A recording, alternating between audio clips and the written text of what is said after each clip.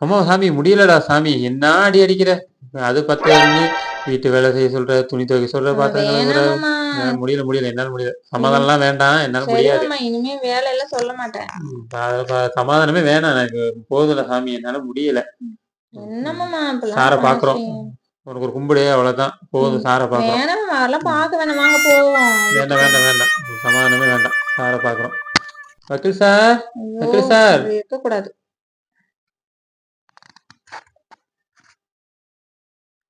யாரு? உங்களுக்கு என்ன வேணும்? வக்கீல் சார் இருக்காருங்களா? அவர் பார்க்கணும், கொஞ்சம் பேச வேண்டியிருக்கு.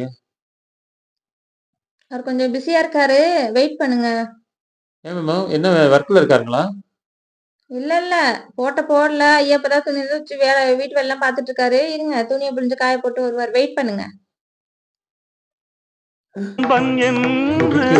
நம்மளே பரவாயில்ல, வாடா வீட்டுக்கு போவோம். பூவென்று முல்லை கண்டு